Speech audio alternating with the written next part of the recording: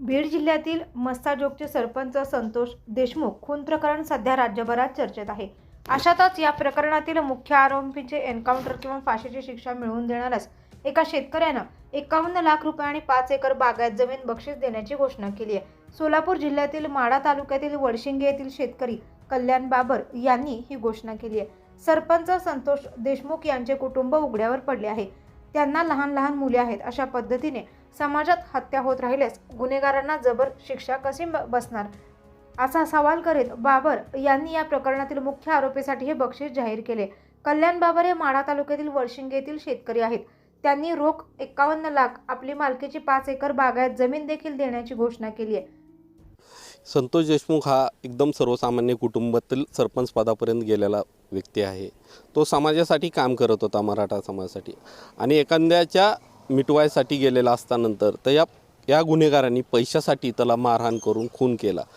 कुठं तर एखाद्या समाजामधील एक तरुण एखाद्या गुन्हेगाराकडून पैशासाठी हत्या होती, त्या हत्याचा कुठं तर तपास लागला पाहिजे आणि अधिकाऱ्यांना कुठं तर प्रोत्साहन भेटलं पाहिजे. त्यासाठी मी 51 लाख आणि माझी स्वतःची 5 एकर जमीन देत आहे, प्रोत्साहन म्हणून देत आहे. त्यांच्या कर्तव्याला कुठं तर त्यांना वाटलं पाहिजे आपल्या मागं कुठं तर समाज आहे, एक जनता आहे आपल्या मागं, यासाठी मी देत आहे. तसं याच्या पाठीमागचा उद्देश काय आहे तुमचा? कुठं तर गुन्हेगारीला आळा बसला पाहिजे, कुठल्या तर अधिकाऱ्यांना सक्षम करण्याची ताकद मिळाली पाहिजे. या ताकदीसाठी मी ही करत आहे.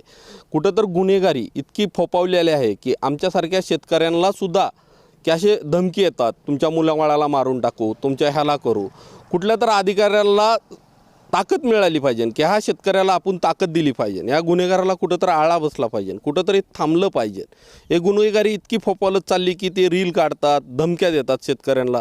सर्वसामान्य शेतकरी किती ह्याच्यापासून पैसे कमवतो आणि त्या शेतकऱ्याला तुला एवढी इस्टेट आहे, तू आता बापदादाची इस्टेट आहे, पिढ्यानं पिढ्या त्यात कष्ट करून आम्ही कुठं तर ते सांभाळलेली असती, त्यातून 4 पैसे मिळवतो. हे गुन्हेगार ह्या पैशावर डोळा ठेवून बसतात, पैसे मागतात आमच्यासारख्या शेतकऱ्यांना. हे कुठं तर थांबलं पाहिजे. यातून अशाच प्रकारे या संतोष देशमुखची हत्या झालेली आहे. हे जे प्रतिज्ञापत्र केलं तुम्ही कोणाकोणाला पाठवलं? हे प्रतिज्ञापत्र मी माननीय मुख्यमंत्री, माननीय उपमुख्यमंत्री दोन्ही, IG साहेब, सगळे कलेक्टर, SP साहेब यांनी सगळ्यांना RPD करून पाठवलेलं आहे आणि मी समक्ष भेटून सगळे हे देणार आहे. तसनी हे तुम्ही सगळं करत असताना तुम्हाला कोणाची धमकी वगैरे? हो, आजच एक फोन आला होता गुन्हेगाराचा, तू असं करू नको, तुला माहीत आहे आम्ही कोण आहेत, का आहेत. तर मी त्याला भीक घालत नाही. माझ्या पाठीशी शासन असणारच आहे आणि मी शासनाला स्वतः भेटून सांगणार आहे मुख्यमंत्री साहेबांना की असे गुन्हेगार मला सुद्धा त्रास देतात. म्हणजे आत्ता घटना घडलेल्या आहेत त्यानंतरसुद्धा गुन्हेगार आत्ता त्रास देतात मला. म्हणजे कुठं तर थांबलं पाहिजे, कुठं तर ही न्याय मिळाला पाहिजे शेतकऱ्याला. काय शेवटी काय मागणी कराल? शेतकऱ्याच्यासाठी या गुन्हेगाराला कुठं तर वचक बसली पाहिजे, गुन्हेगारी कुठं तर थांबली पाहिजे, शेतकऱ्यांना कुठं तर न्याय मिळाला पाहिजे.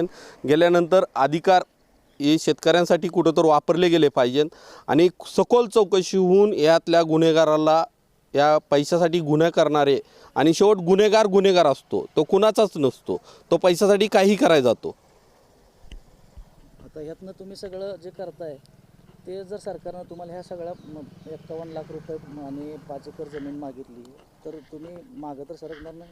हो, मी शासनाच्या नावावर करून द्यायला तयार. आज खरेदी खत मान्य महाराष्ट्र राज्याच्या नावावर, शासनाच्या नावावरही 5 एकर मी जमीन करून द्यायला तयार आहेत. तसंच महाराष्ट्र शासनाच्या नावाने मी 51 लाखाचा चेक द्यायला तयार आहे. ऑलरेडी माझ्या अकाउंटवर ते पैसे आहेत, मी तसने देऊ शकतो. आणि माझ्या नावावर स्वतःची मालकीची कष्टातून खरेदी केलेली जमीन आहे, ती काय वल्लार्जित पार्जित नाही किंवा मी स्वतःच्या कष्टातून घेतलेली जमीन आहे, ते मी द्यायला तयार आहे.